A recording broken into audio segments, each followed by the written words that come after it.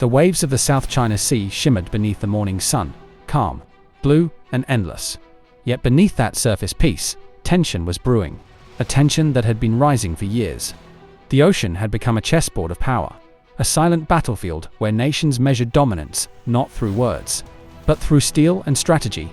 On that morning, a Chinese warship would make a bold move, one that would backfire in ways Beijing had not anticipated.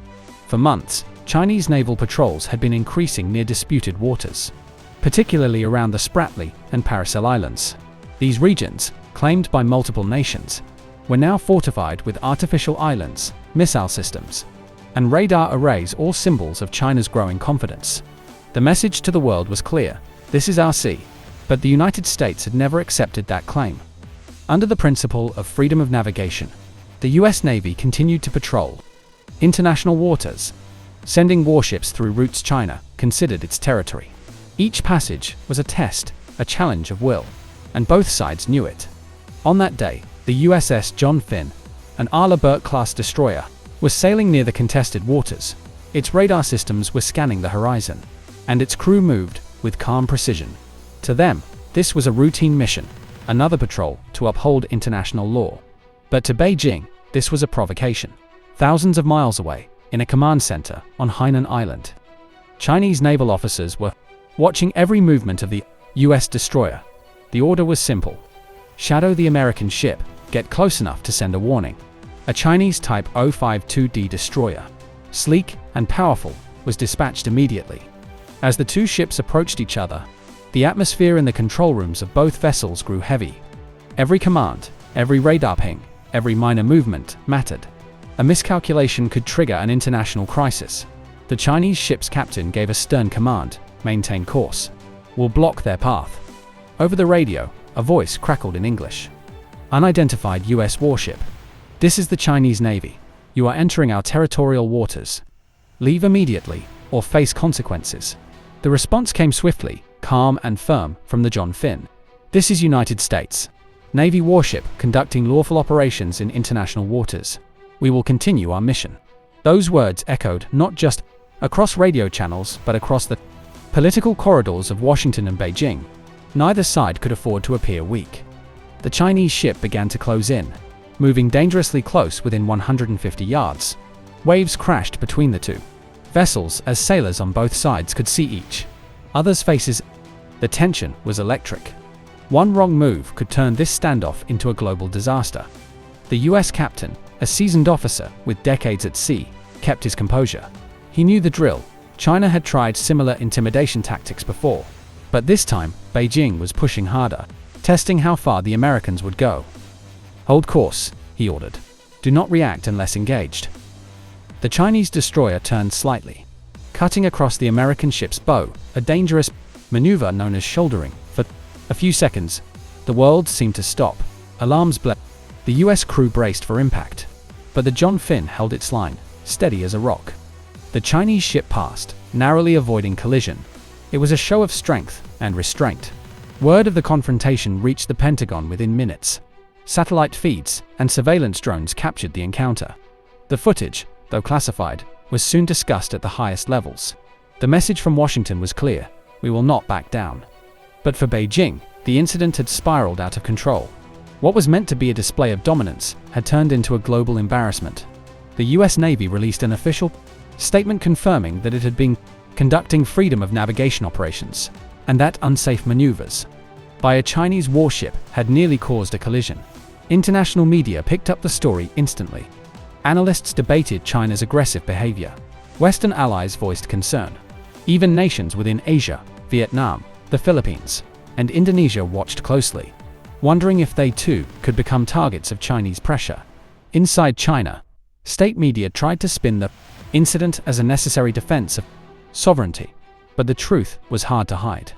The Chinese ship's near collision had revealed a reckless edge, one that could easily lead to disaster. Meanwhile, the US Navy continued its patrols undeterred.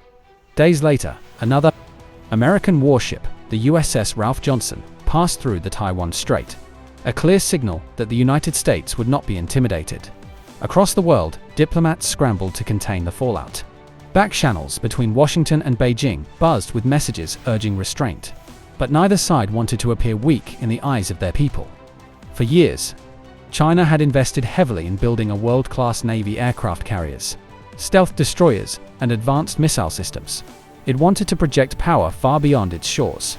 But this encounter had exposed a deeper truth. Technology alone could not replace experience. The US Navy, with over a century of global operations, remained unmatched in discipline, precision, and presence. The bold move had backfired. In the days that followed, US reconnaissance aircraft flew more. Missions over the South China Sea, satellite imagery revealed Chinese vessels pulling back slightly from the area of confrontation. It wasn't a retreat, but it was a sign of caution, a quiet acknowledgement of limits. The incident reignited debate around the world about China's ambitions and the risks of its growing military confidence. Commentators on global networks called it a wake-up call for Beijing. Military experts noted that in any real confrontation, the balance of power at sea still heavily favored the United States. Behind closed doors, some Chinese naval officers were reportedly frustrated. They had followed orders, but the outcome made their forces look reckless and impulsive. The US Navy, on the other hand, emerged looking professional, restrained, and strong. The South China Sea, however, remained as volatile as ever. Each ship that sailed through those waters carried not just sailors, but symbols of national pride and power. The ocean had become a stage, and every maneuver was a message. In Washington, defense analysts began drawing up new strategies to counter Chinese naval aggression. The US announced expanded exercises with Japan, Australia, and the Philippines, strengthening alliances across the Indo-Pacific. The message was clear. Any attempt to dominate the seas would be met with unified resistance. China, meanwhile, continued to build bases on artificial islands, deploying missile batteries and fighter jets, but its leadership grew more cautious. The last thing Beijing wanted was a full-scale confrontation with the US Navy, not yet. Still, the rivalry persisted. Every radar lock, every close pass, every patrol carried echoes of that near collision, a reminder of how easily pride could lead to peril. Years later, when military historians looked back at the event, they called it a turning point.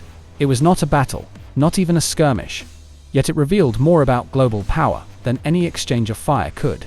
It showed that while China had built an impressive navy, it still lacked one crucial element: the ability to control escalation. The US Navy's discipline and measured response had won not just the moment, but the narrative. In Beijing's war rooms, that realization stung deeply. Power, they realized, is not just about ships and missiles, it's about composure, timing, and credibility. The South China Sea would continue to boil with tension. More confrontations would come, but the incident of that morning would always stand as a warning. Sometimes, a bold move can expose more weakness than strength. And in the world of military power, perception is everything.